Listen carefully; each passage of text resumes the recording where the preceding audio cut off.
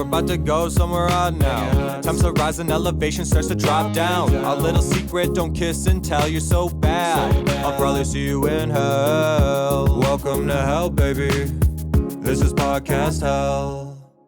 When I was a manager and like we had a lot of turnover at the job because it was like a minimum wage job. So when people would refer their friends, a lot of times their friends were horrible. Yeah, I'm talking about real jobs. No offense to people working minimum wage jobs. I guess that is offensive. I mean, how dare you? These were all single mothers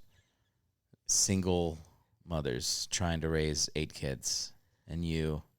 Yeah, we're trying to raise 8 kids on a minimum wage. You can't do it anymore. No, it was all 22-year-old actors in New York. Yeah, of course you're gonna get bad employees. And I was just getting bad. But then like sometimes it's like I don't know when I've had to hire for a couple things just for like creative stuff. Yeah, and you put out just a normal, this is like $100 a day to PA on my shitty thing, and 300 people write back for it. And you're like, damn. Yeah, there's like a war going on, an AI war between people applying and people screening resumes. Yeah. Like I know one of the guys who's a recruiter at the company, and he said, yeah, if we post like a tech job, we just immediately get like hundreds or thousands of like resumes like within the first couple days. You need a recruiter. That's why you need a referral, because that gets you over the highest hurdle, which is the first one. Yeah. That 1,000. It's like they have to erect they have this wall, and then like there's 1,000 people rushing that wall, and then you kind of like go in past the first wall, and then it's like you can talk to real people, and they're like, okay, this guy's not just some rando. Yeah. I'm finished. I'm going to go back to working minimum wage, customer service, and that's that. I have an idea for you. Let me hear it. So I was listening. Do you follow like NBA stuff? A little bit. I'm not. NBA is my third favorite. But this is like the Clippers with Steve Ballmer like moving money around to Kawhi Leonard through like these shady things. Okay. So he owns the Clippers. He owns 99% of the Clippers because he's so rich. He's one of the few guys that can outright own the team. So through the Clippers and personally through his own LLCs, he invested like $110 million in this carbon credit company, which basically sells carbon credits or brokers them.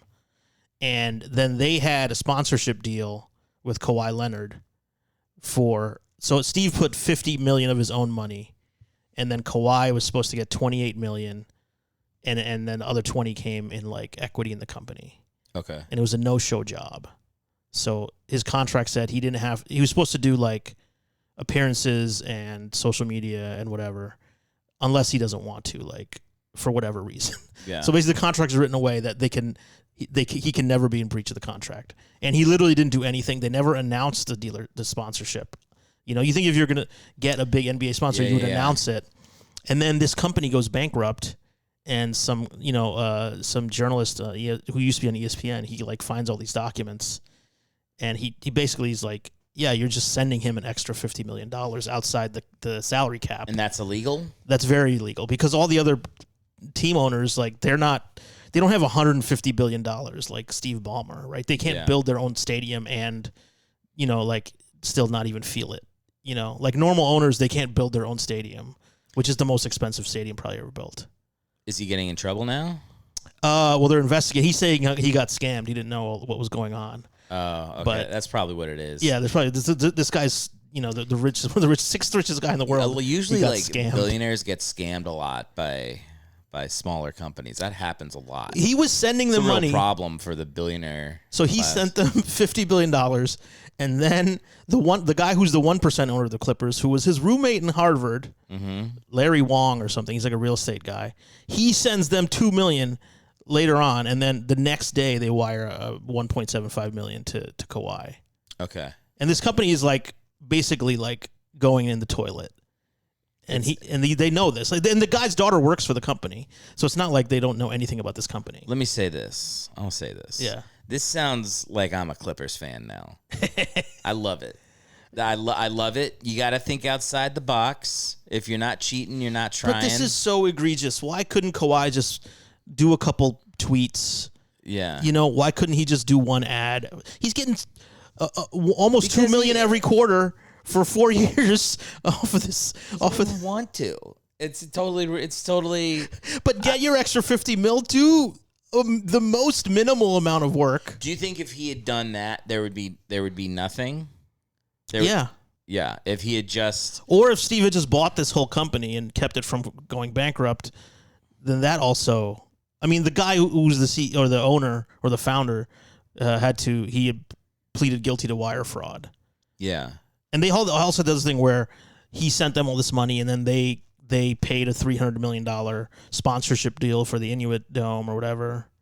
I'm gonna be honest. It's amazing. Yeah. This feels amazing. This is what sports should be. It should be billionaires trying to trick other billionaires, and when they get caught, the slightly poorer billionaires are like, somebody help us. Well, I think this is amazing. The funniest part, I'm rooting for everybody in it, and I'm rooting for everyone. The funniest part is now Mark Cuban is going to bat for Steve Ballmer for some reason. He's going on all these podcasts like, you guys don't know how it is, you know.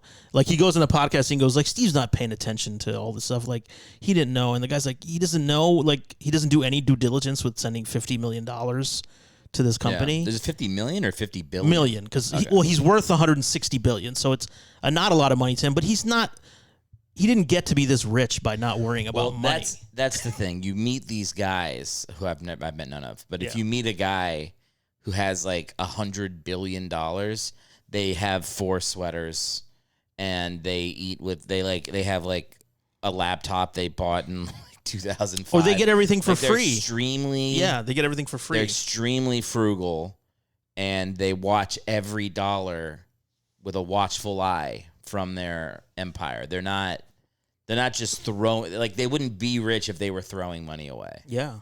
So they didn't, that's in Succession. Like, the idea that my father would not have known what was going on in his own cruises company is fanciful. Like, they referenced that in the podcast because they were saying it's like Succession. Like, yeah, it is. Yeah. Like, it's like saying these guys are so smart, they're masters of the universe, but they're also so stupid that they're just flushing money down the toilet on these on this scam investment. Come on now. Let's be real now. Now, you might have a guy on your team that's supposed to keep you appraised of stuff, and maybe that guy didn't do his job. Yeah, he has like 50 lawyers and accountants and 100 accountants and whatever he's got. Like, come on. He sat down in a room. He was like, how do we get Kawhi Leonard an extra $50 million? And people had a whiteboard, and they wrote stuff. And then one guy was like, pulled out his phone to check a text message, and they shot him. And then they're like, he's dead. All right, nobody tell anyone. Nobody can know this, okay? They pressed a button, and he like fell into a fire pit. And they're like, that's how they do business. They obviously know exactly what they're doing. And I don't even, it's like you get to that point where it's like, you're at $160 billion in worth. You might as well try to get to $1 million billion. What is that, a trillion? $1 million billion. They're thinking before we're dead, somebody's going to have $1 trillion. Like, you think $1 trillion, a trillionaire? Yeah, because what's the guy? Somebody from Oracle. He just passed Elon because the Oracle stock took an uptick, and he was at like 300 billion or something. So by the time you and I are old and dead, there will be. But it's 1,000 billion. Yeah, it's a trillion. Yeah, it's a trillion. Yeah, which is larger than the economy of like most countries. Like, there's only like 5 or 6 countries that have more than $1 trillion. It'd be pretty sweet to have $1 trillion. But the thing is, you don't have $1 trillion. You just own shit that adds up to $1 trillion. It's not like you can go out and spend $1 trillion. It's always funny when people are like, if you took this guy's money, you could build a well in every town, in every, and you're like, and what does that do? What does that do to divvy up another guy's money who's never going to donate money?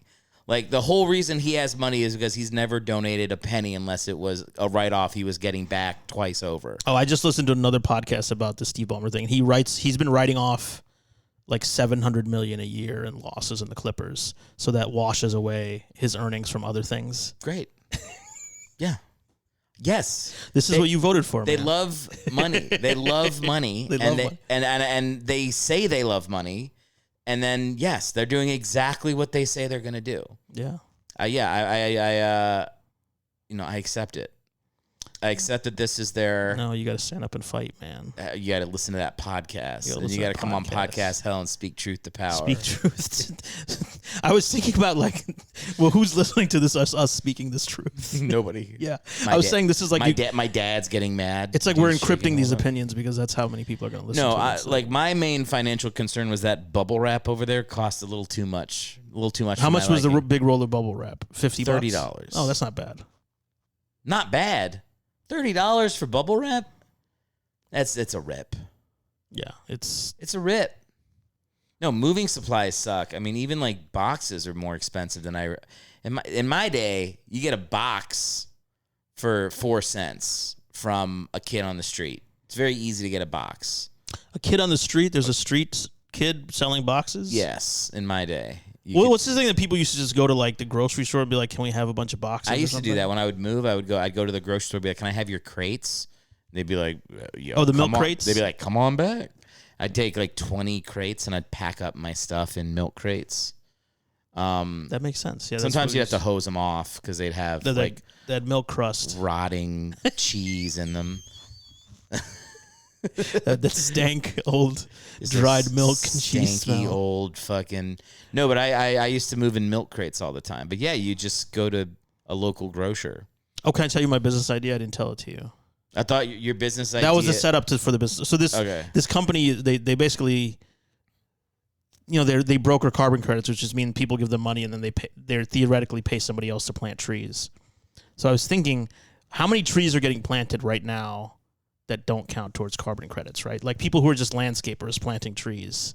Like we should sell those as carbon credits and say like, okay, we'll pay, whoever owns the trees, like the garden store or whatever, or like Home Depot, like we would kick money to them and say, okay, we purchased a carbon credit from you because you're going to sell it to somebody who plants it. Like, why not count every tree as a carbon credit? Yeah. If you can just keep track of them. So we could, trees that already were going to get planted, we could count them towards carbon credits and then sell those carbon credits to Steve Ballmer. Are you really going to start this business? I was thinking about it because it seems like you're just creating value out of thin air because there's trees being sold and planted every day all across the world, America, whatever. If you just had a way to count and track them, then you could pay the people who own the trees a little bit of money for some equivalency of a carbon credit, and then you could sell that carbon credit to a company that's polluting or something. Interesting. You know how many trees are planted? You don't have a no. That's the hard work is saying going to someone who's selling trees at volume and saying like, how many trees are you selling, and then being able to actually like set up the intermediary business where I find somebody who wants carbon credits and then I take their money and then I give it to somebody who's selling trees. How many people do you think are planting their own trees off the grid? Well, I'm not going to talk off the grid. You can't be tracked by. Well, I feel like the number's too small, so I don't want to get involved with those people. You'd be surprised when you look at numbers that tally things that are happening in the United States. They tend to be much bigger than you would imagine. Yeah. Like, do you know how many birds are killed every year in North America? I told you this fact a few years ago. Yes. Did you tell me this? Yeah, I told you this. I thought I told somebody. No, I told you. This is coming back round to me. No. I don't think you told me. And you were like, billion, and I was like, look it up.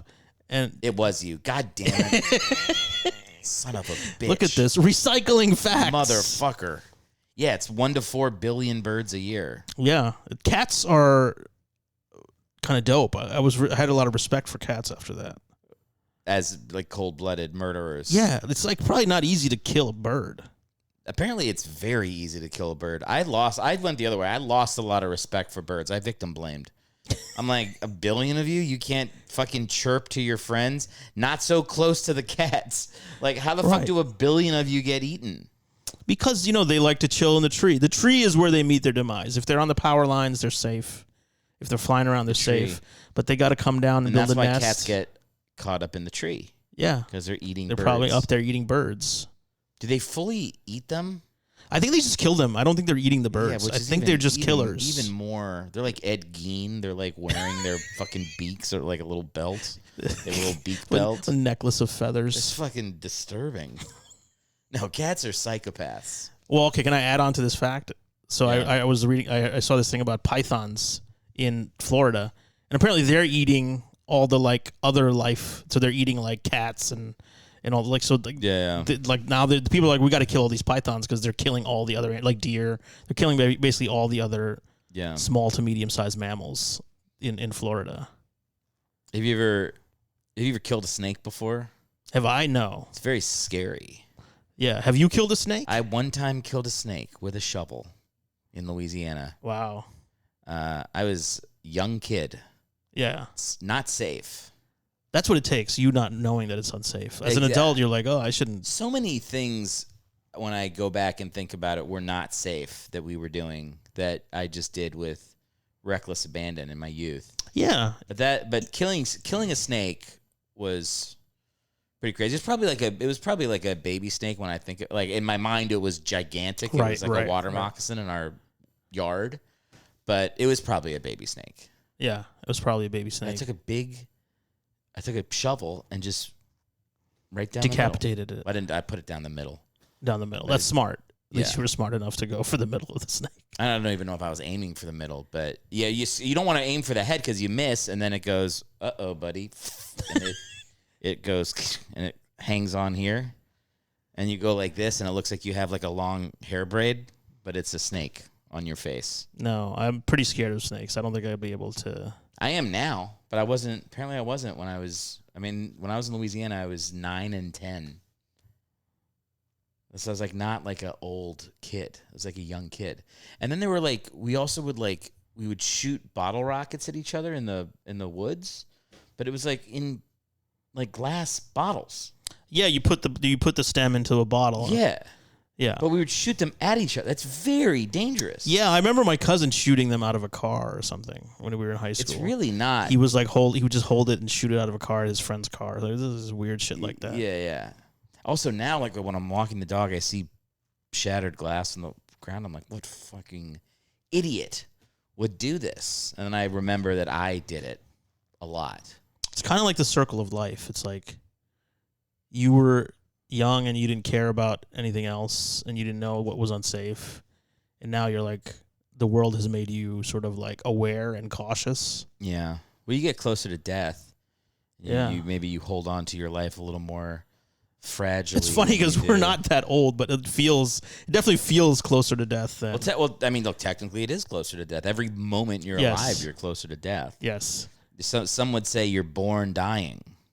It's true, but you don't feel it because you're growing and getting bigger and stronger and, you know, until a certain point. And then it's sort of a slow decline. And then you feel it in like, you don't feel it like slowly. You feel it at certain times. You just feel it more than others. Yes, that is very true.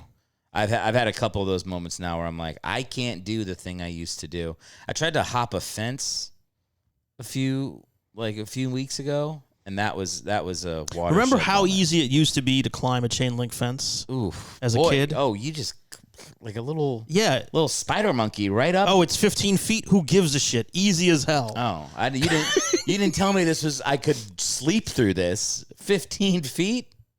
Yeah, little feet go into the chain link when you climb up. It's so simple as a child. Yeah. And now I'm like, no, I'm not. If it's higher than my like chest level, if it's higher than nipple level, I don't climb. If it's higher than the nip, I take a step back. I think about my life. No, yeah, you definitely you'll die if you try to hop a fence now. Do you ever like jump down from a height and you have to like do a little calculation? Like if like let's say you're on a little wall or you're jumping like just stepping down maybe like a couple feet and you have to think, okay, it's like this is like 4 feet. I have to just brace myself properly. Yeah, what I used to do when I was young is you'd be up about 4 feet and I would leap with all of my might as far as I could in the air, and then you land and you're like already mid-jog out. Yeah. Now I try to like get my body as close to the ground before I let go. Yeah. And then I land like in the movie where like a parachuter. Yeah. Like a paratrooper lands in a field and like collapses down to his. It's like compress. Foot, knee, ass. Yeah. Back. Use the whole spring. It's like a whole. Yeah, I'm just covered in dirt and dust, and it's nothing. I remember going down the stairs as a kid, like in school or something. I would go like 5, 6 stairs at a time. I would challenge myself. I'd have one hand lightly on the railing, just sliding down, and I'd jump like whole flights of stairs on the way down. Yeah. Yeah. And I'm like, I'll just like see, like if I just time it properly, I can do half the flight of stairs, the whole flight of stairs. Well, I remember just the idea of like rolling down the stairs used to be kind of fun sometimes. Oh yeah, that's right. Yeah, like sometimes you just intentionally slide. I would slide face first down the stairs at my grandparents' house. If they're carpeted, yeah. Yeah. Oh yeah. Could you imagine sliding down carpeted stairs now? No. It'd be very bad. No. There's an injury. Everything. It's weird. Everything works, but it just doesn't work well anymore. Yeah. Like if I sit down for a long time and I get up and I'm like, oh my calf is just like feels bad. Yeah. From just, I used to try to do like a joke about how like the body wants to die at a certain age. So if you don't keep like doing stuff, it's like, oh, we're not dead. Oh, I thought we were dead. Because I don't wake up full of energy anymore. I just wake up with like some. It's like an old phone. It's like all of a sudden the battery's at like 60% and you didn't even do anything. You don't like charge your phone if it's a couple years old and it's like the battery runs out real quick and you're like, okay, I just gotta make it through the day before this battery runs out. That's so funny. When I was up with my nephews, and we were playing basketball. They're like 11, 12, somewhere around there, and it was 2-on-1. And in my head, I was like, oh, 2-on-1 is fair for them. Yes. Because I'm 3 times their age combined, so it should be. You can't. First off, you can't defend 2-on-1. It's impossible. Yeah. Literally, I watched the Charlie Sheen documentary. It's Charlie Sheen and Martin Sheen beat Michael Jordan 2-on-1. It's impossible if you just stand far enough apart. Right. If you can shoot, you'll win. And you can you'll win. Yeah. Yes. So I was playing 2-on-1, and I hurt my knee, and I fell down, and I immediately, as soon as I did it, I remembered a time that my uncle hurt himself playing tag with us, and how funny it was when he was really hurt, badly hurt. And we laughed about that for a very, very long time. And now all of a sudden I was the injured uncle. And it was full circle. Is full fucking circle, man. It's painful. I mean, it was painful to get my knee hurt, but it was emotionally painful. Emotionally painful. I used to do this thing where I would race kids in foot races all the time, like my cousin's kids or my nieces or whoever. Mm-hmm. I'm like, let's race. I know I'm chubby, but I still have strong legs. Fleet of foot. What do you attribute that to? Speed despite heft. What does that come from? I think it's actually having coordination and like having strong muscles in your legs. Okay. Kids don't have a lot of muscles in their legs, so they can't turn their legs over quick, and they can't produce like power. They're just light. So you think you have a significant power advantage over these young children? Yeah, I did. I mean, I crushed them like a year or two ago. I did this race, and I went back to my hometown. Wow, still a year ago. That's great, man. But now they're getting to be like 14-ish, around that age, and I'm like, I don't know. I don't think I could beat these kids in like. Yeah, you don't want to find out. Yeah, well, I'm gonna find out because my goal is to just keep doing it until I can't win. But I'm so far I'm undefeated against children in races. But what do you do when you lose? Is there going to be some sort of ceremonial thing where I don't know what you would do. You chop your head off? What are you going to do? I'll just say good job. Say good job, and then you go never again. No. You just have to keep doing it. You have to keep doing it. Once they beat you, you're going to continue to race them to try to catch up? Yeah, I think maybe next year. Eventually, they're going to fall off, right? Maybe they stop playing sports or something. Wait, but they'll be 22 and you'll be 55. Yeah, but then I've been jogging. It gives me a little extra motivation to think like, okay, maybe I can get some of it back. And maybe the next race, let's do a 5K. Because then I'm thinking, okay, 5K as an older guy, I can probably work on my 5K. So you're using this for fuel. This is pure fuel. This is pure fuel. There's no like love of your nephews and trying to. Like, no, I love competing against like kids. Kids are like in some ways they're like pure in that they will try hard, whereas adults will be like, Yeah. So that's the fun of it. That's a childlike quality in you. I mean, I have a lot of childlike qualities. Yeah. I'm a pretty responsible adult, but I do have I'm in touch with my inner child very well. That's good. So like you could be like doing like architecture plans with someone, and then you see like Play-Doh in the corner of your eye, and you're like, hang on for a second, Bill. And you go over, you make like a little tower. Yeah. You come back and you're like, you're fired. You see, you go back over, you see like a macaroni necklace, and you can't get your mind back on. See, I don't think you're in touch with your inner child because your examples are so bad. I think I'm in touch with my inner child. Are you okay? I get in touch with my inner child when I think like when I watch movies and stuff. Like I'm very emotional when I watch stuff. Like, give me an example. Like I watched Rookie of the Year last night. I just put it on at dinner. Oh, is that the one where he breaks his hand and then all of a sudden he's like he pitched real fast? I cried 3 times during Rookie of the Year. That's not really like a tearjerker, is it? I thought it was. Okay. Well, there's parts where his mom is she's like helping him. And his dad is gone. And the mom's been telling... I'm worried I'll cry if I describe it. Do it. No, I don't want to cry. Do it, man. No. I don't know why it hit me, but it was like the mom was covering for the dad because she wanted the son to have like a cool story to remember besides like, your dad fucked me and left and didn't care about you. Right. So, but the son knew that she had done that, and he thought she just liked telling him those stories. But like, yeah, that part made me cry. There's a part where he thinks his friends are like not going to be his friends anymore because he's on the Cubs, right? And they're just shitty little kids, right? But they invite him on their boat, and a nice song plays, and they ride on their shitty boat. This is great. And then there's the end where he re-breaks his arm walking at. Spoiler alert from 1993's Rookie of the Year, directed by Daniel Stern. Great flick.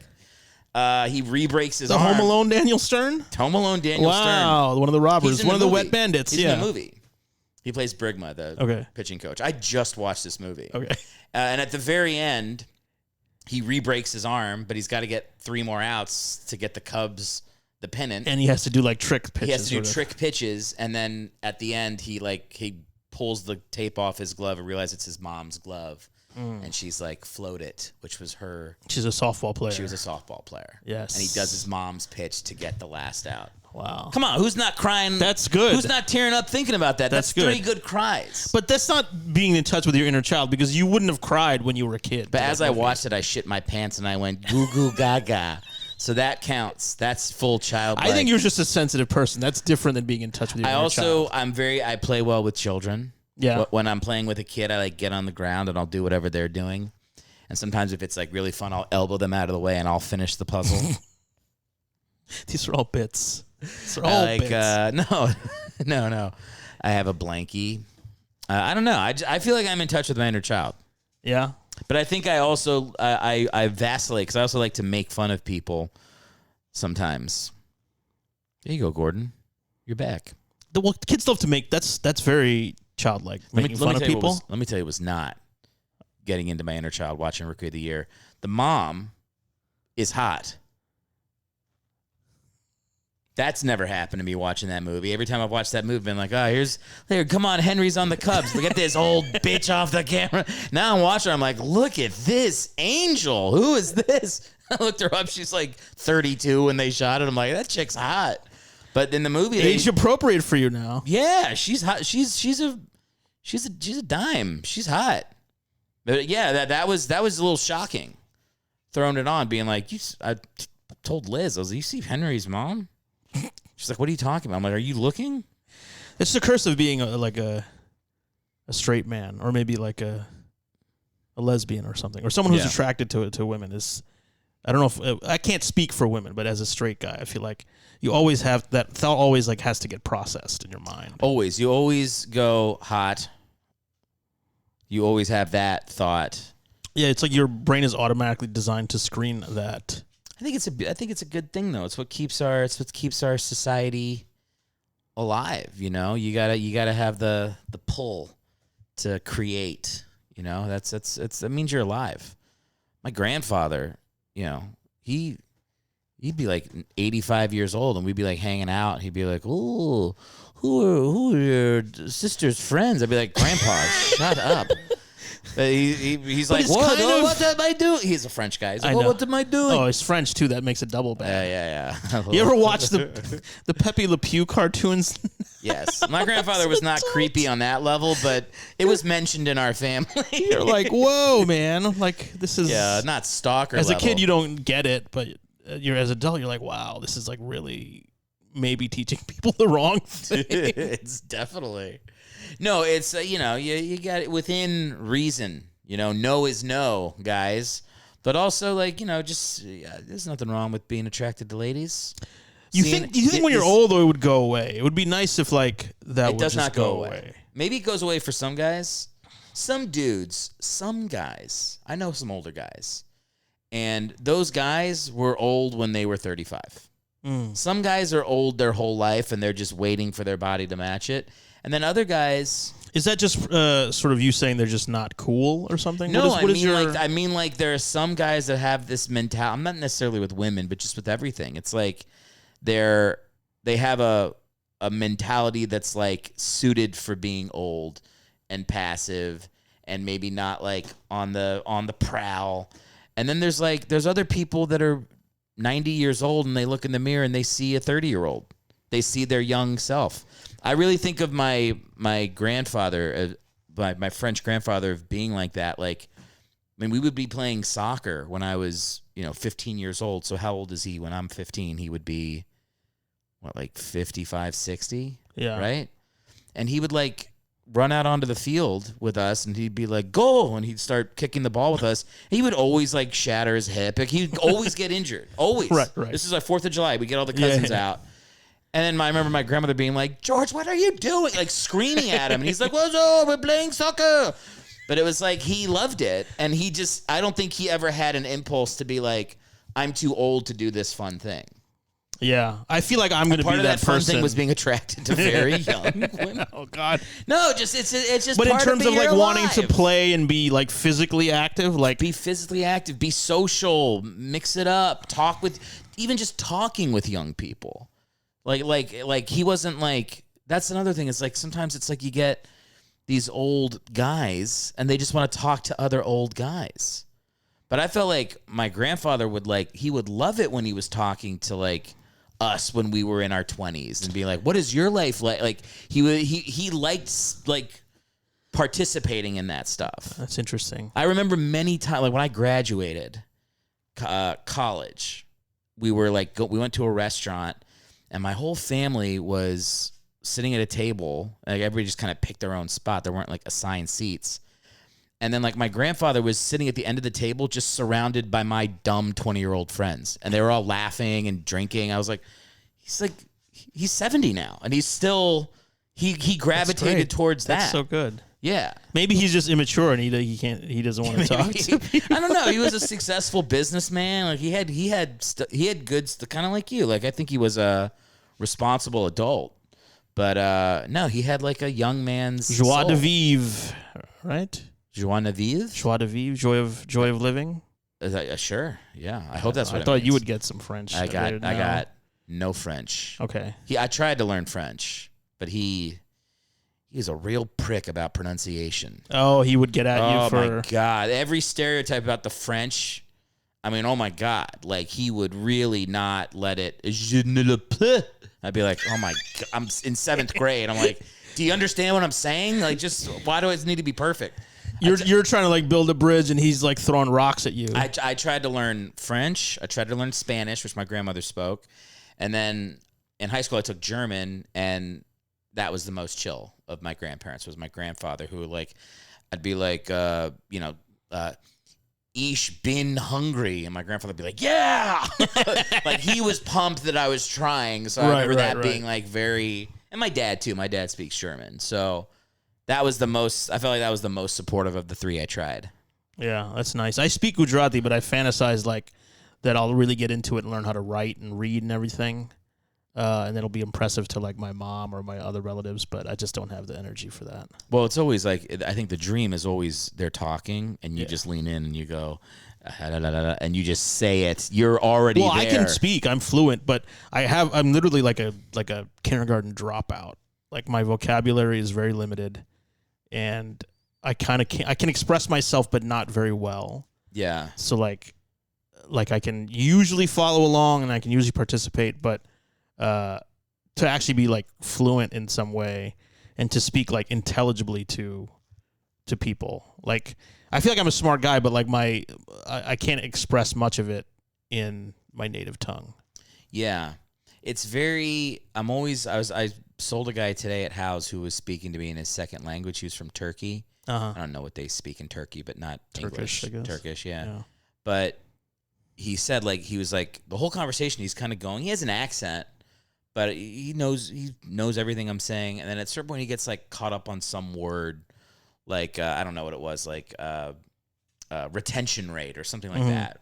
And he's like, English is my second language. What does that mean? I just mean like the percentage of people that come back for a second year. And he's like, oh, okay, retention. I'm like, damn, man, that's pretty impressive that we went like 30 minutes into a conversation back and forth about commercial construction, and the first thing that hung you up was the word retention. I mean, it's like, that's always impressive. When people are really fluently speaking a second or a third language, I'm like, it's a smart cookie right there. Yeah. I mean, it's not necessarily smartness. It's just that like they've had to do it or they've, like not shied away from it. Not shied away from it. But that's a level of intelligence to understand, like, this is going to make my life better if I get good at this. Yeah, yeah. It's like a level of, like, motivation also. Like, do they have the motivation to? Yeah. Because you see a lot of adults in America who, like, seem like they were born here, but their English is, like, terrible. And it's like, what's going on with that? Like, don't you, like, realize, like, it's useful? Well, it's poverty. It's cycles of poverty. Yeah, okay. I'm switching up. You're really fucking putting your boot in the foot of the poor on this podcast. No, I'm against. Including the other billionaires in the NBA. You're like, these other billionaires, they can't afford to buy a shell company. How are they to compete? I'm always sticking up for the lower upper class. Yeah. the top 0.25%. Yeah. No, it's all good, man. I support billionaires ripping off other billionaires. That part doesn't bother me at all. Go for it. It's just funny how, like, scummy and shady and weird all these things that happen. That's another thing about being an adult that takes away your childlike nature, is you just realize how much, like, weird stuff is happening that adults do. This is what I don't like about the vilification of the billionaires. If we can just stick up for them for a little bit.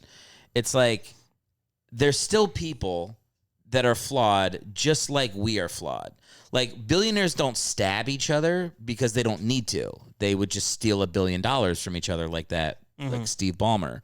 But like in poor neighborhoods or like just regular neighborhoods, what's the way that we can fuck each other up? We fuck each other up. And like that's the way that we get back at each other. But like human nature is to like take from other humans that are near you.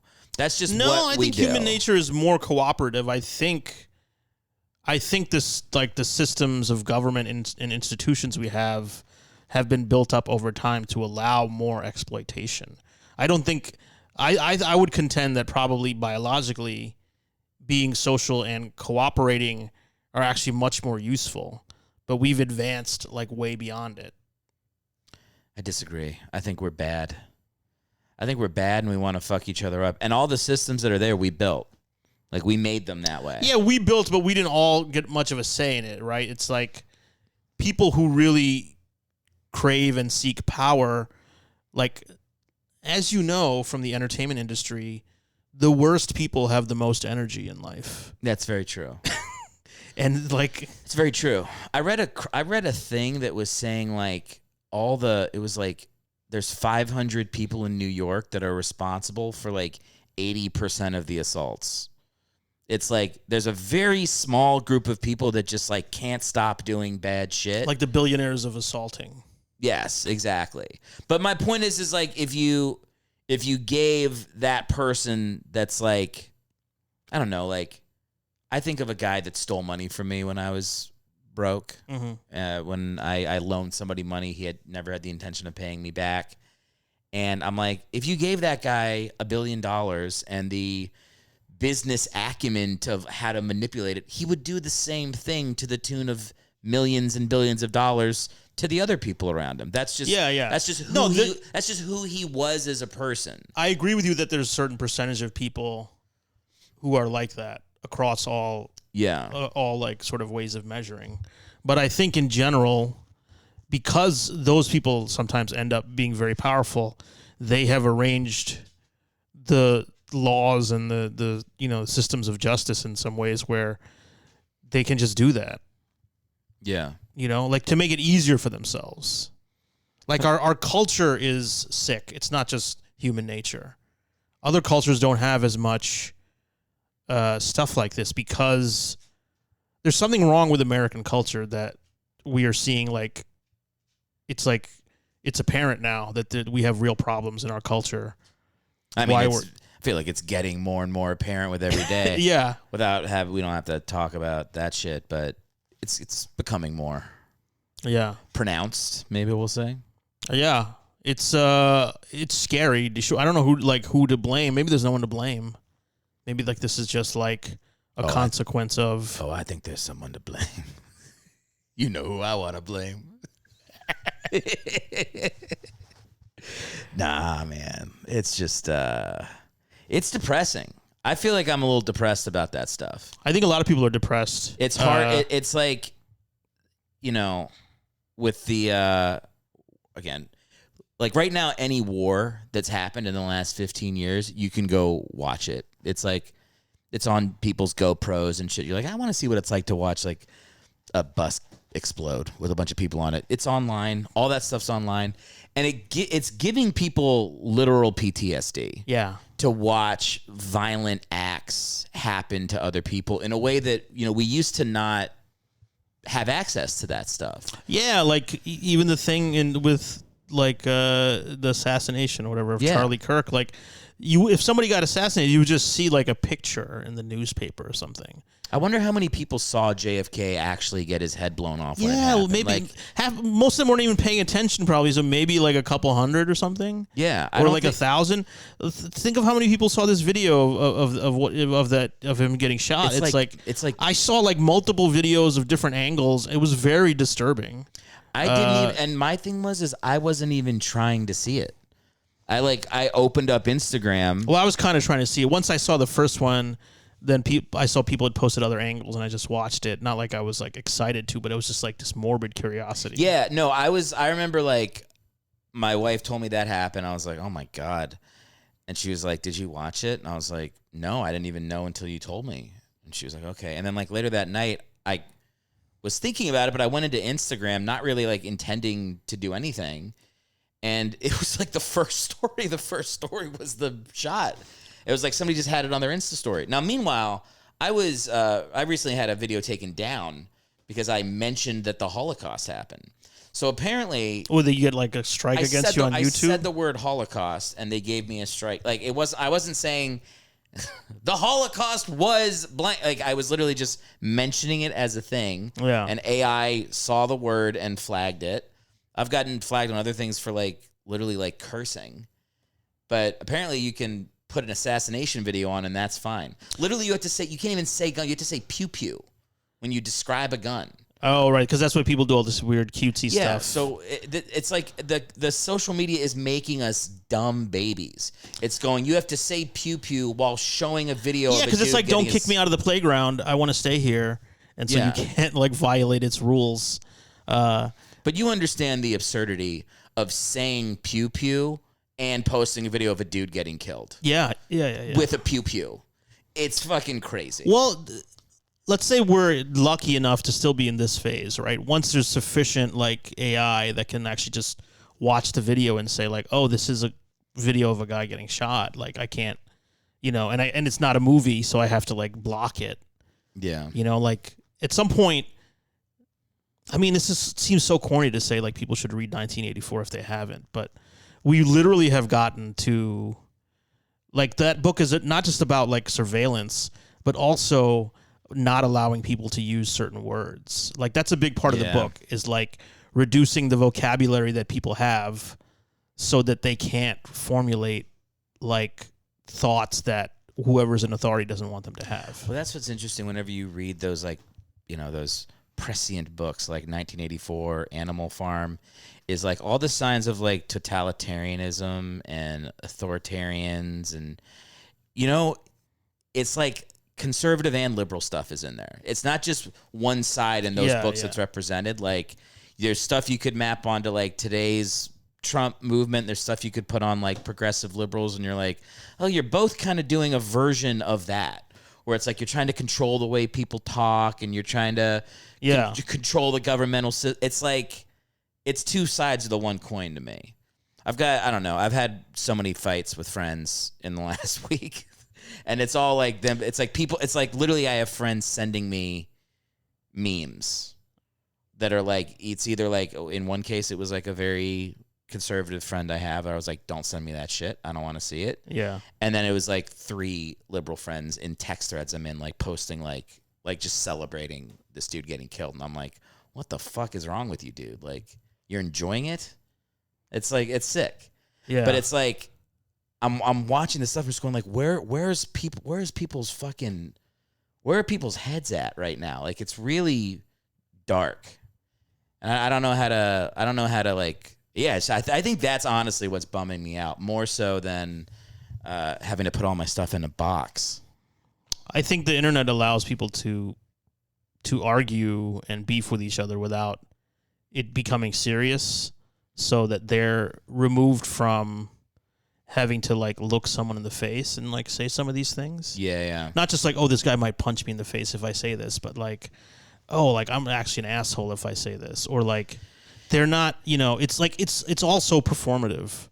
It's like, we should call this person out for this, but it's like, I mean, people have said this before, and this is not a new idea, but like, it's just everybody like performing for their side.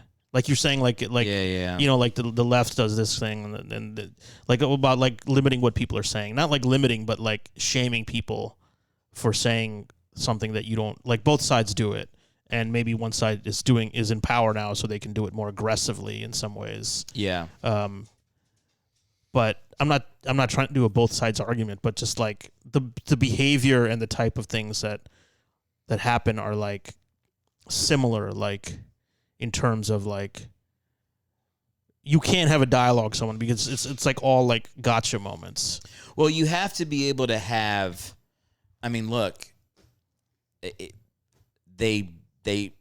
that guy shot the dude that did free speech. Like, you don't have to like everything he said, but like that was kind of Charlie Kirk's thing, was like putting a microphone down and being like, say your opinion, I'll let you say everything you have, and then I'll dunk on you because you're 18. Right, yeah. But it's like a setup kind of but almost. Still, right?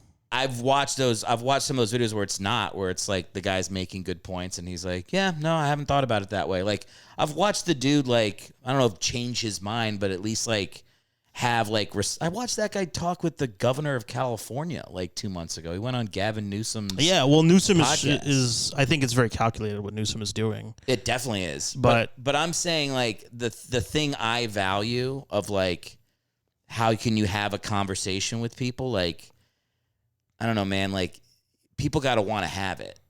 And I feel like people don't right now, or like at least they like. I mean, he said some horrible things.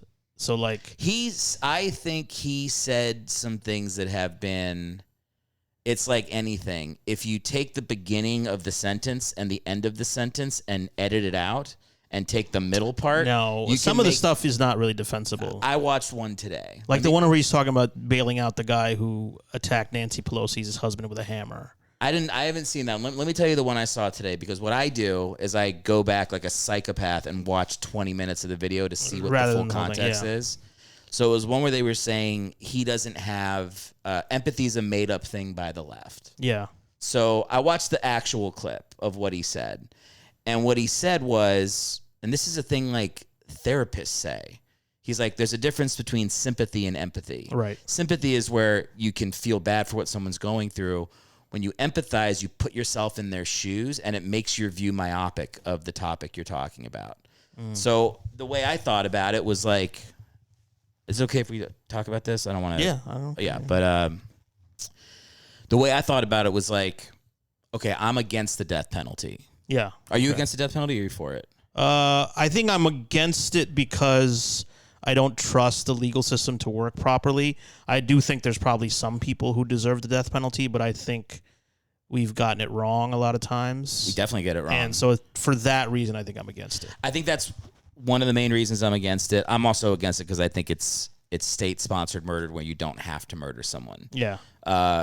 It's revenge. To me, it's revenge. And I understand revenge, but I don't want that in law. Yeah. But the point, like, let's say like somebody gets murdered in real life brutally. Yeah. But it's not someone I know. And I have sympathy for that family, but I'm like, well, I feel bad for them, and maybe they're advocating that this dude get killed because they took away their son and their daughter or whatever. I'd be like, well, yeah, I have sympathy, but like, I don't think it's right. I think the death penalty is immoral. Right. If I have empathy for that family, then it's like my son or my daughter was killed. And if my son or my daughter was killed, maybe I would be like, you know what? The death penalty should be legal for that motherfucker.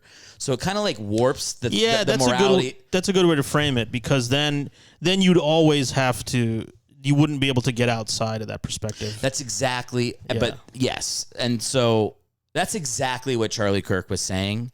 And I've seen at least 50 people repost, Charlie Kirk said empathy was bullshit, so I guess I don't have to. And it's like, yeah, that's not actually what he said. He was comparing empathy and sympathy, and you misquoted it, and you're using that to forward like a narrative.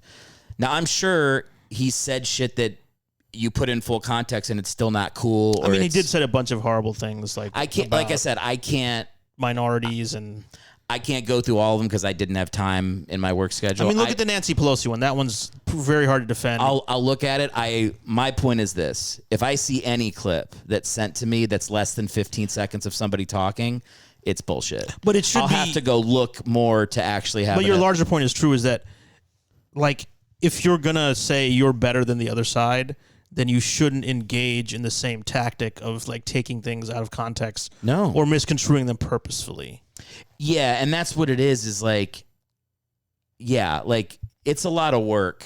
I'm not patting myself on the back. I literally looked up one clip of Charlie Kirk to be like, is that really what he said? No, but that's how you have thoughtful debate, and that's how you have like journalism and things like that. Like, yeah, I just don't think anybody's doing that. Like those clips of that I've seen on my feed have been all like the out of context shit. Like, because if you want to see the context one, it says link here to a 3-hour debate at fucking Delaware State University. Right. And you're like, I'm going to watch a 3-hour debate. How about I just take a clip that either a Republican posted that makes me love him or a Democrat posted that makes me hate him?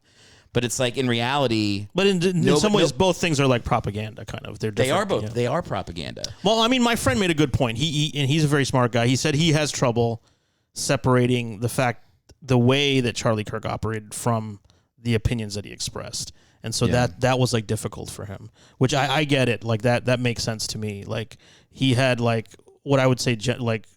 I think he was a troll, and he espoused generally like horrible opinions. Yeah.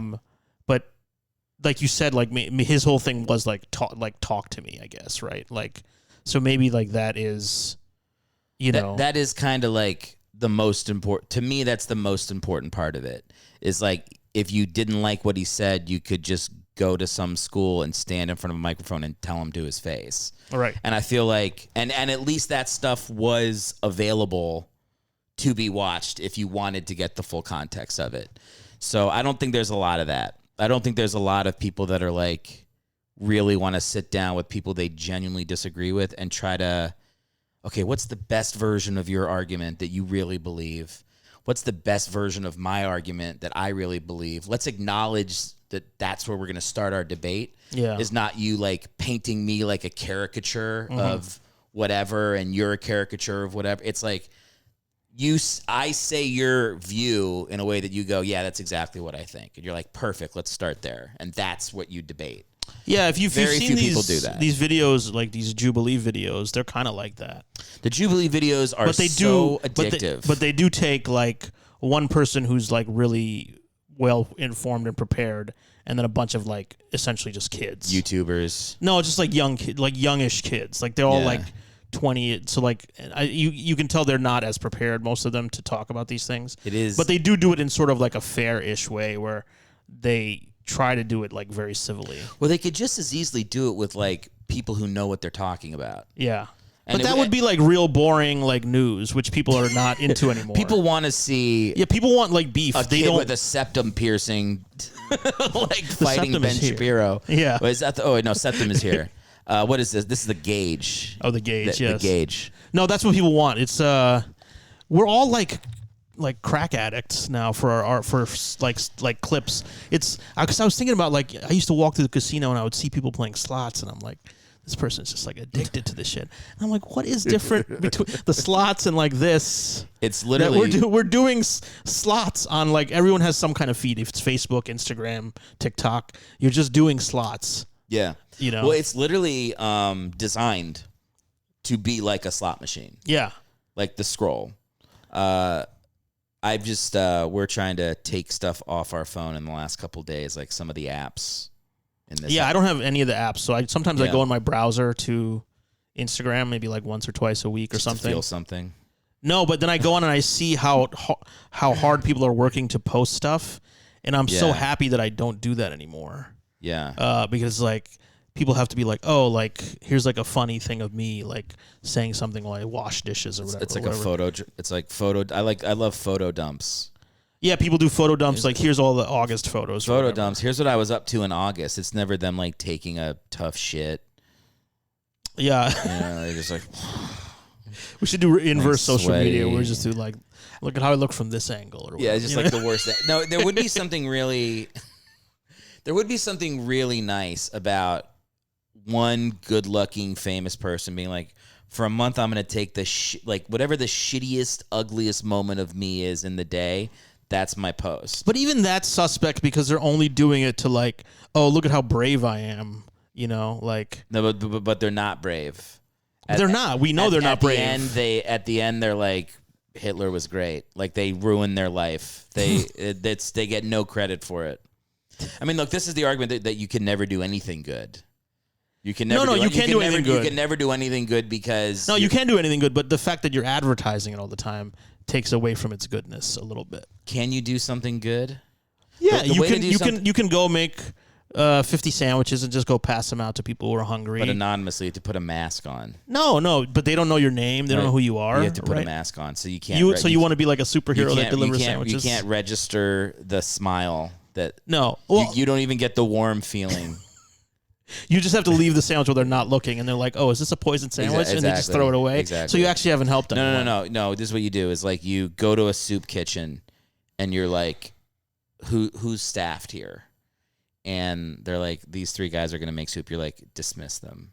You make the soup, but then you leave, and you don't even pass it out, and you walk home on the side of the highway." So nobody gets the soup? No, they come back to give out the soup, but you don't get.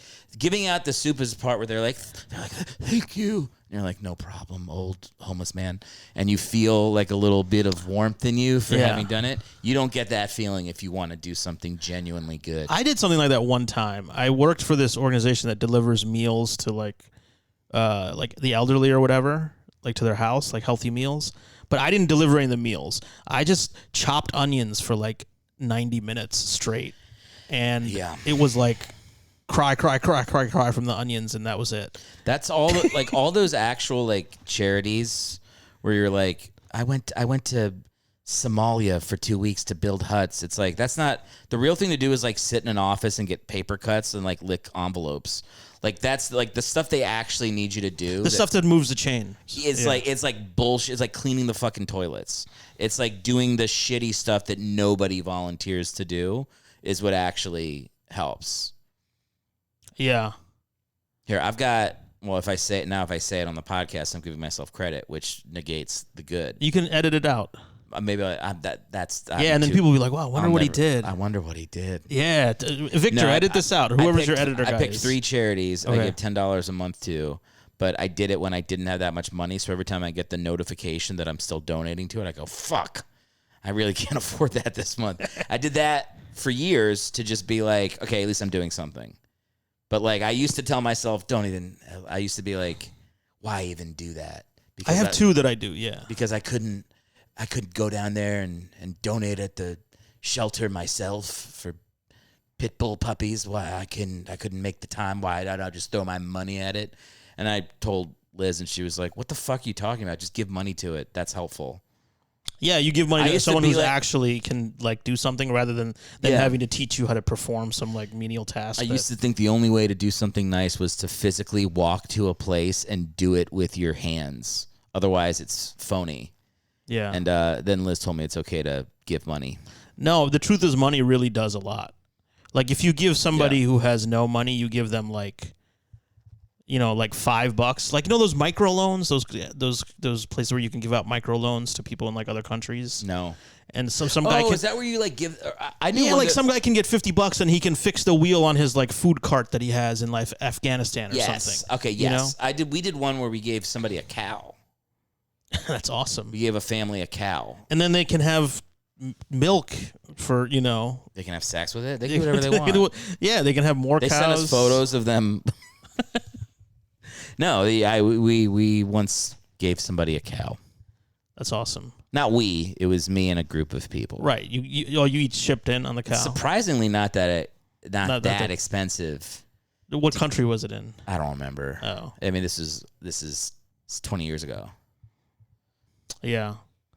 But it's weird to just make a bunch of money and then give it away because you're thinking like, well, I'm at the top of this little mountain here collecting money off of people who are like suffering and making iPhones and stuff. The only way to do it, it's like, again, like going back to like, if all of Bill Gates' money could do this or that, the only way that would ever happen is if Bill Gates in a moment of like complete senility was like, I'd leave all my money to Aalap Patel, and then no, he's sort of doing that. He's going to give away the vast majority of his money. He's given away a lot of it already through his foundation. Is he really? Yeah, the Bill Gates Foundation, they've probably given away like $50 billion, a ton. Is that all they're doing with that foundation? No, but he's probably saved more lives than any other nonprofit because he's very smart. So he picks things that are super like effective in terms of leverage for how much money he spends. So they like eradicate like malaria in some country or something. Am I supposed?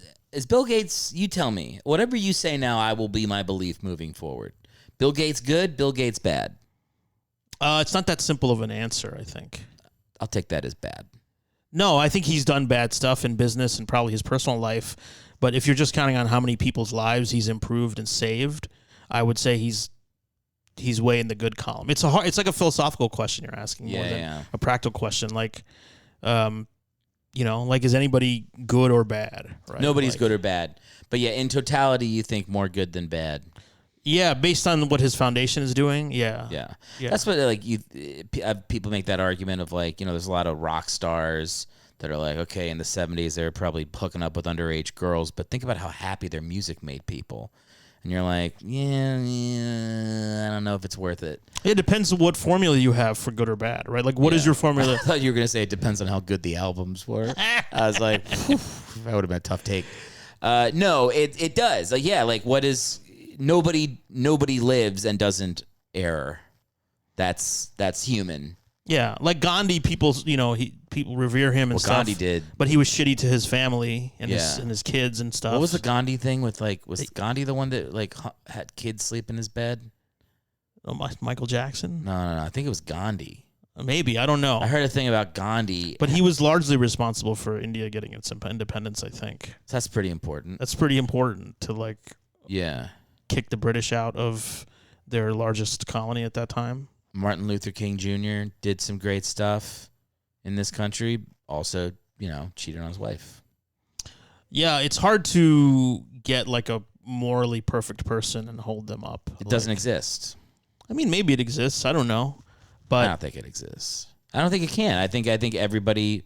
There's no such thing as a perfect person. Well, yeah, you could find things that people have done wrong. I'm sure there's probably people who haven't done much wrong, but they probably haven't done much good either to like if you go to like all the people who have had huge impact on helping people or whatever, Yeah. you can always find like shitty things about them that, you know, personally. But yeah, again, like how do you make the decision who's good or bad? It's just like too simplistic of an idea. Yeah. I think it's better, like, I don't believe in religion very much, so I think like it's probably better like in a utilitarian way just to like help as many people as you can, even if you're like personally kind of shitty. Yeah. I don't know. It's hard. It's a hard thing to say. I think I'm a good person, but I haven't done a lot to help people. You probably haven't done a lot to hurt or help people.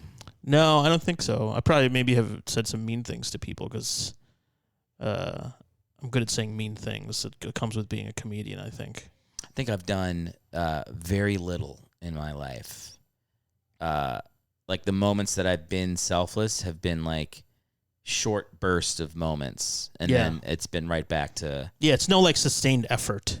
Yeah, like I remember like when I was in college for a year, I was like, I'm gonna teach in an inner city school because I was watching The Wire at the time. I was like, I'll be like Prez Belusky in season 4 and 5, and so I was a teacher's assistant in Newport News for like 3 months. It's easily the hardest thing I've ever done. I tried to be a teacher in New York City, and I was a student teacher in the summer, and then I got a teaching job, and I quit after 1 week. It was very stressful. It's very stressful. It's very hard. And I walked out of that job, and I was like, I think I'm going to do comedy in New York for the next 15 years instead, because that'll be fun for me. And my plan was to teach and then do comedy at night, and then I realized I couldn't. What I would do is like even in New York is like every 4 or 5 years I would like volunteer teach for a few months, and that wouldn't be so bad because that would be like once a week, and a couple of times I was even getting paid. It wasn't a lot. It wasn't like worth it for the money, but it was like it feels good to do something that's not really for me. That feels like a sacrifice a little bit.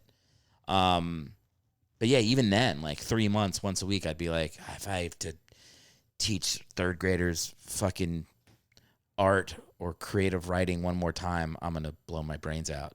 I mean, it was so hard. It's hard dealing with other people's kids. Hard dealing with the parents, too. Really? Because, I taught at this one school, and there were parents that would be, like, coming to meet me with, like, who are you? I heard you're a new teacher here. I'm like, I'm teaching. They're basically, it's like daycare for an hour until you come pick them up. Right. Like school's over. They're just coloring, and like we're doing like playing like word games and like doing. And they grill you and stuff. Yeah, like kid versions of Zip Zap Zop. Like nothing. Yes. I'm not teaching them anything. And parents would like come in and like just kind of like fold their arms and watch in the back. I'm like, what are you doing? Take your kid.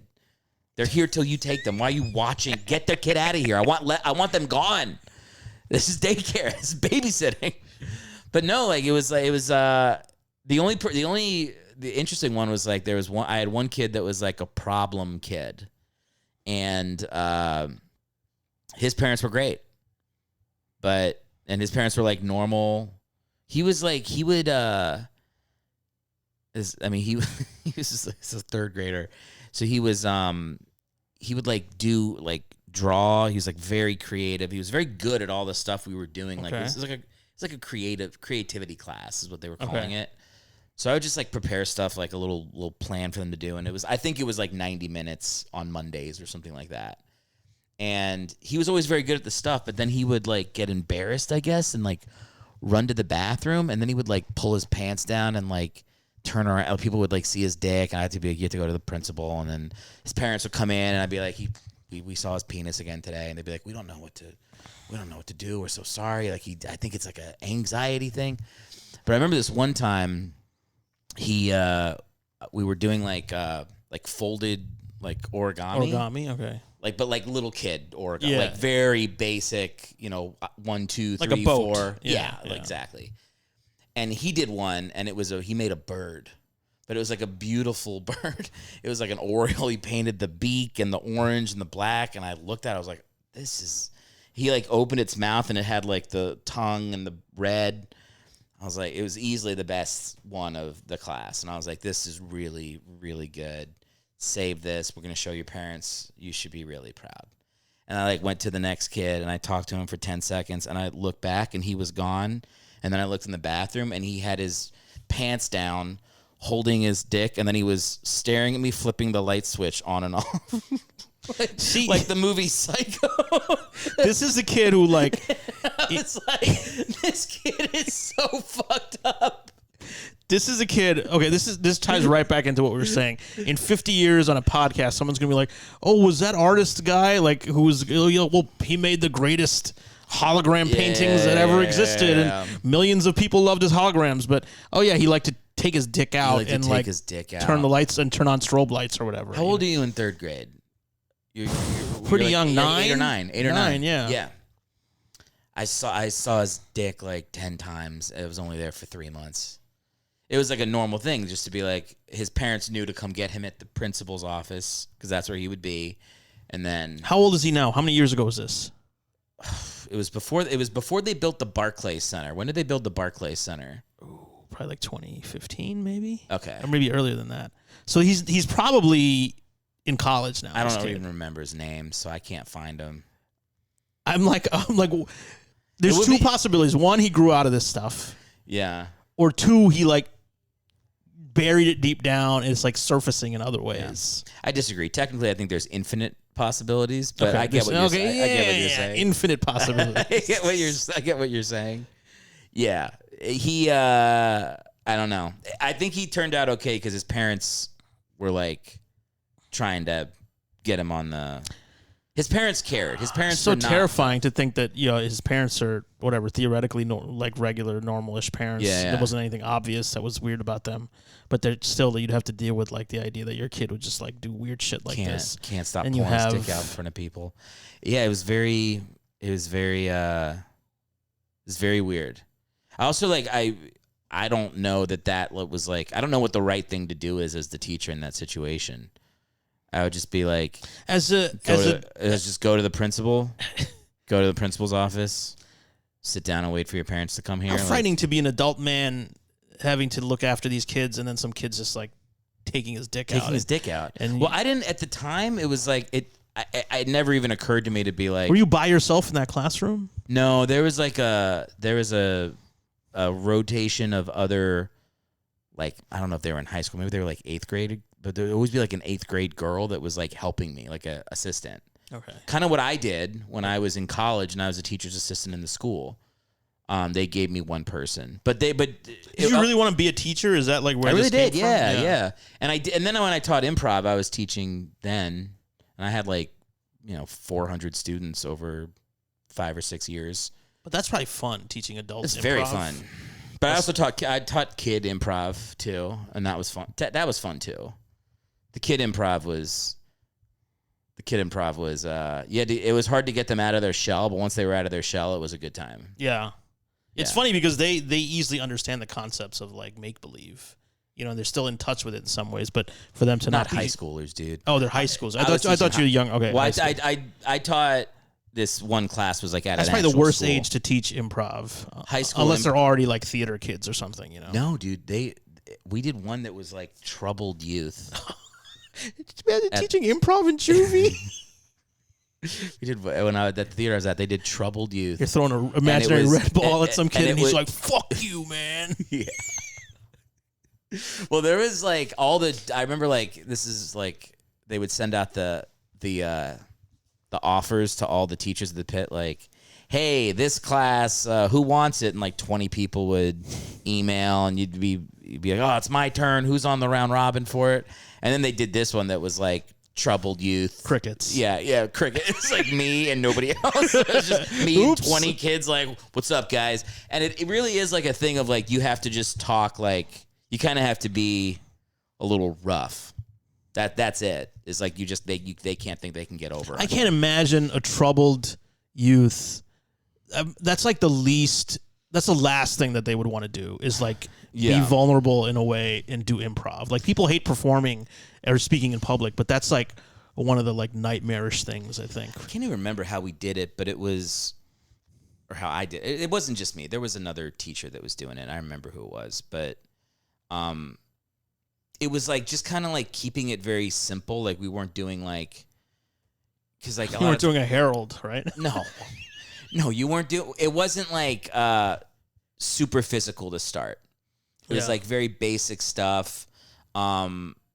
Stuff that like wouldn't make somebody feel like embarrassed if they like messed it up. Yeah, like you say a word, they say a word. Exactly, kind of exactly. And like it was a lot of like us doing examples of it for them, and like having a good time, and like showing that it's okay to make a mistake. It's like it sounds weird to say it this way, but it was like more like you had to like kind of protect their emotions a little bit. Yeah, I can see that. Before you get them like like mirroring, like just do this. It's a lot of eye contact. Like that's honestly the thing that like I think calmed a lot of people down, was like letting them make eye contact in a way that didn't seem uncomfortable, and then eventually I was going to say that's probably one of the worst ages to try and do that, because I can't imagine at 16 like people wanting to make eye contact with strangers. I remember feeling really, again, it wasn't a good thing I did because I felt really good afterwards, but I remember feeling like it was not a bad experience at the end. But it was like in the beginning, like telling people like, you need to stop talking now. Like that, like you just have to be that. I mean, I remember when I learned that in the school in 3rd grade when I was the teacher's assistant, which is like, you give them an inch, they take a mile. Like those teachers were hard as fucking nails when I was, and even in 3rd or 4th grade, like the kids are, they're testing you. Yeah. They're testing you. I don't know how teachers really do it. It's like really surprising to me, because it's kind of like a skill that you learn. It's a skill. You have to kind of like, I think the hard part for me was like, I was too like invested in the kid, and you can't really do that because it's like too depressing. It's like being a doctor. You have to be like, in the ER, you're just like, okay, this person might die. We are going to lose 50% of these patients. Yeah. No, especially like if you're in a classroom where it's like most of the kids have like, this is the most depressing podcast we've ever done, but it's all real stuff, so it's fine. It's probably it's my fault, because I come in and then I always bring you to these rough topics. It's all right. No, but it is like, that was honestly the hardest part, was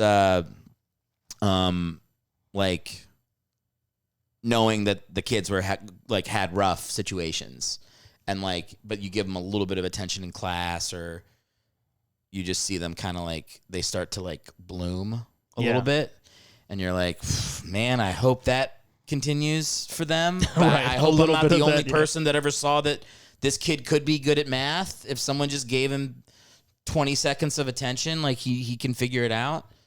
But I mean, it was also like, I think I was the only male teacher at the school. It was a smaller school. Yeah. Okay. So I think there was like 2 ladies for each grade. Where was this? Newport News? It was in Newport News, Virginia. Okay.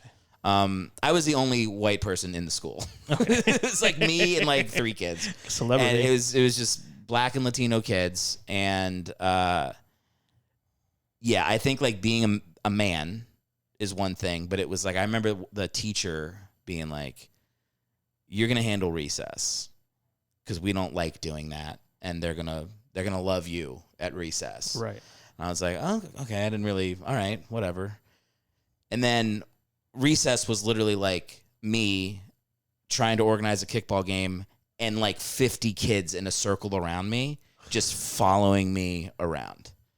and like the level of exhaustion from that would be like, oh, like I would come home at like 1:00. I was doing half days. Right. And I would just be exhausted, pass out into bed and sleep for 5 hours. I'm like, who does this with their entire fucking life? But then I think there's like, not to get too whatever about it, but like, there's probably an element of like, a lot of these kids probably don't have like their dad around, or like a lot of male influences in their life. So I think that was adding to it. Yeah. Where it was like, it felt like there was more of a weight on it just than like, oh, I'm an older guy and there's a lot of boys here. It was like, I don't think they had a lot of guys around. Yeah. So it just started to like, it just was too much. I was like, I did it for the semester. I got great marks from all the teachers that I helped in the school. And I was like, I'm changing my major. This is fucking. Oh, this is when you were an undergrad. Okay. Yeah. I got into a grad program for teaching, and then I didn't see it through. I just did that one. I took classes. I did that one semester of the assistant, and then I bailed. Yeah. But it's hard. So I have a lot of respect for teachers, especially like young school. Yeah, me too. I told you I lasted a week, and then I was like, I don't want to. Too much. Well, my problem was I really enjoyed school, so I didn't have an understanding that most people don't really enjoy school that much. You enjoyed school? Yeah, like I enjoyed learning as a kid. Like I liked learning shit, and I was good at it. It wasn't that hard for me. So I kind of had. I had trouble. Like, well, these kids were not, like they had all sorts of situations going on too. But like, it's hard for me to put myself in the mindset of somebody who doesn't want to be there and doesn't want to learn, is not curious. Yeah. Maybe they are curious, but maybe they're not. Whatever is blocking them from being curious. So like, in some ways, I'm like the worst candidate to be a teacher, even though like I know a lot of shit and I could probably like explain it decently well, but I can't help people overcome whatever it is that's stopping them from learning or like making it hard for them to learn. Yeah. Because I just like to learn shit so much that like it's like hard for me to like, and so like I realize like it's just like not the right thing for me, aside from all the other things that make it hard. I think I would have been a good teacher if I had kept with it and could have handled the, if I had just maybe taught at a school that it wasn't so challenging. Yeah. To be frank. I could see you being like a cool, like, geology teacher or some shit. Something that's like, the thing that I was in so many schools when I was growing up, like I had good teachers and bad teachers. Yeah. So I remember there were like years that I was very good in school and years that I couldn't give a shit. And it really is pretty teacher dependent. So, like, at least it was for me. Yeah. So I was like, I could be a good teacher. It's for everybody. I mean, I was a great student, but I also benefited from great teachers being good, because then it just raises everybody's like floor, If I had just not watched The Wire, it would. Then you never would have been a teacher. I never would have been a teacher. It was literally. You should have been a cop. I could see you as a good cop. I could have been a good cop. But you're like you wouldn't take the bribe, and then they'd have to like throw you down a stairwell or something. I think I would have done a little stairwell roll myself. Now you work in the evidence room and you don't get to, you know what I mean? And they're like, look the other way, Hellwig. Yeah, they put me in the pawn shop unit for 15 years, 6 months, and 4 weeks. Rolling back the stone, old Lester Freeman. You don't act anymore, but I feel like you have the great look for like not rookie cop, but like you could play so many good like cop or detective roles, I feel. Luckily, that's all that's on network TV. Every show is like, that's the dream job. Chicago Blue. I think like being on like Law and Order or one of these like the thousands of shows where it's just like a procedural where somebody gets murdered. You don't have to act that well. You just have to kind of look the part. Well, you have to act, but you act the same thing every time. You have to have a face where you like realize how much someone's been raped. You have to have that face, and then you have to have the face where like they get like, I'm gonna get you. Like, you think you're gonna win? I'm gonna win. Right. And then you have to have the face where they get sentenced in court, and then they walk by and you say something pithy as they go to their jail cell. I could see you knocking a coffee cup out of some guy's hand, like some, he did it. But he's just like drinking his coffee, waiting for his lawyer. Yeah, I could be bad cop. Yeah, you could be bad cop. Like you're restraining yourself. I like too much. You have the anger, right? So you have the sort of like below the surface simmering anger. I think I could do a cop simmer pretty good. Yeah, I might have a cop simmer in me. We'll see.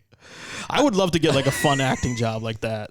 Like acting is not easy, but certain things I see, I'm like, this is not real acting. You just have to write it and shoot it yourself. But you could be a simmer cop if you want to be. Yeah. What about good cop, Indian cop? The Indian cop is bad cop? No, it's just there's no bad cop. It's just one guy. Oh, just one guy's Indian and the other guy's good. And the twist is that I'm the good cop and the Indian cop is the same person, and you're the bad cop. Okay. If I get to play bad cop, I'm cool with it. Like, you want to be really a bad cop, or just like you like a crooked cop, or just like no, a bad cop is like a dirty I'm Harry, talking a bad cop, dirty and Harry. Good cop, bad cop. Yeah, I'm come in and I rough him up. And you come in like whoa, and you're his friend. No, it's that's what I mean. I don't want to play like, bad cop. What am I saying? I would play anything. It'd be fun to play anything. It's actually, to be honest, acting sucks. Like being on set, having to wait around in Does a it? trailer. Okay, I've never really done it. I've done it. I've done like, people's short films or something. I've never done like real acting. I've done like commercials and stuff like that, and it's a lot of just waiting around, like hanging out. It's pretty boring. Makeup's boring. I didn't like learning lines that much, but I do think I was good at it when I was doing it. What did you do? Do you like? I did a ton of. I used to book commercials all the time when I was in New York. Oh, nice. From doing improv. Brooke and Mary. Yeah. Yeah, I got an agent from Brooke and Mary too. I did 2 commercials. Yeah. And then I'm not making money. I did Brooke to and get a job. I did Brooke and Mary, and I did like. I did do a lot of like short films and stuff like that too. But I mean, some of the commercials I were in were like, national commercials and stuff. So it was like very professional. You didn't get one of those like big paydays from the national commercial? I had a couple big paydays. There was like 3 or 4 years in New York where I didn't have a job. Wow, that's nice. I was just doing acting, and I was teaching improv at night, and I was doing stand up, and it was pretty sick. It was right before I moved to LA. And I was like, this momentum is going to carry me straight to LA. And I moved here, and Abrams, where I was, I was like, oh, they have an Abrams in LA. And then my manager was like, yeah, well, I'll put in a good word for you. And I came here, and they were like, no. They literally told me no in the meeting. I was like, okay, ouch. I've booked a lot. They're like, yeah, no. Is it like they want different things out here than compared to New York or something? You want to know what they really told me? Yeah. They said we got a lot of white guys right now. Okay. I was like, all right. Do they book as much as I did in New York? I don't think they liked me being like arrogant. Look at my fucking resume. Like that's not worth a shot. And yeah, they said no. And then honestly, it was like after that happened, I could have gone and like, whatever, just gotten another manager.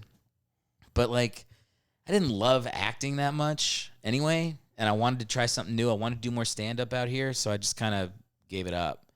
But now my wife still goes out for commercials, and I like read with her. And every once in a while, I'm like, oh man, I'm like reading the man's role. I'm like, I would fucking crush this. So maybe I'll get back into it one day. I don't know. It's a lot of work. Yeah. Now they make you self-tape, and you got to like, I don't know. I wasn't good at the prep part. I was good at the showing up and reading it and charming the casting director part. Everything is moving in the way where you have to do the majority of the work now, which screws me because I liked when I was in New York. It was like you have 3 show auditions there, today. yeah. You show up to here, and here. You walk in. This is what you say. You smile. You crack a joke. You win the room over. I was good at that. The part where you have to like decide your eye line. Right. No, it was none of that. Liz got so mad at me because I got an audition for Boardwalk Empire, and I was leaving. I was leaving the apartment. I was like, I could see you as a longshoresman or something like that. Well, I never saw Boardwalk Empire, and so I like learned the lines the night before. And as I was leaving, I was like, Liz, what? Boardwalk Empire? It's like an old show, right? Like it's happening in the past. She was like, you didn't watch the fucking show. I was like, no. What was the part? Do you remember? Were you like a crap stealer or something? I was the guy that gets killed in an episode. I was like a henchman or something. Yeah. But I just like, I would get those roles and just like, I was like, my strength is not caring. They'll like it if there's a casting director that's like, we want somebody who really seems like he doesn't care. I'll get it, because that was really how I approached that stuff. It was like I had like an improv. Well, that energy works in a lot of areas of life, I think, like not caring. I feel like near the end of when I was like starting to not do stand up as much, I wouldn't do it as often. But then I would really not care because I was like, I'm not trying to like impress anyone, so I just have a fun time. Yeah, and then you crush. And then that energy really works. Yes. When you're like, oh, this guy just doesn't give a fuck. He's not like trying to like hit every fucking joke that he worked on this week or whatever. Yeah. Like it really. I felt that too. It's all just loosening your grip on the bat. That's why I'm moving across the country to Maryland to loosen your grip on the bat. Loosen the grip on the bat. What bat is that? Just drop the bat. Just never bat again. Nah, whatever. You'll be close to the where the wire was taped, so you can get into. Hell yeah, man! I'll go chill in West Baltimore, just talking like fucking McNulty. Oh, that's funny. Oh, they say you're good police. Gordon, they say you're good police. What are you whining at? I think he wants to go out. Yeah, we got to wrap. Okay, let's wrap it up. We went 90 minutes. Did we even start? I didn't even know we started yet. I might cut out all of the Charlie Kirk stuff. We'll see. Yeah, if you want, that's fine. I understand. There's a chance. Take a stand. Take a stand. No, don't take a stand. Actually, I might keep it in because I do. Just change Kirk to Brown, and then they'll never pick up on it. Okay, there you go. There you go. I'm not going to ask for you to give your handle. I don't do anything on Instagram. You don't do anything on Instagram. No. If you enjoyed Aalap on the podcast, great. Go back to other episodes that Aalap has been on, and you can enjoy other episodes. I'm doing this for the good of mankind. See, I'm not getting anything out of it. Oh, so wow. It's like you volunteering without, That's a really nice thing that you're doing there for people, and they're going to appreciate it. Yeah. Thanks for doing the show, man. Thank you. Bye. I didn't do my feet this time. Your feet are on camera right now. There, baby. You know what? Your YouTube video did get more views than most do. Really? And the photo is the that. Feet? Yes. Yeah, I think it could be the feet. Oh. I think there's something to the feet. Okay. I'll probably title this episode something. Return of the Feet? Yeah. Return of the Foot. Yeah. Foot Clan. Foot Clan, yeah. All right. Okay. See you later. Bye, everyone.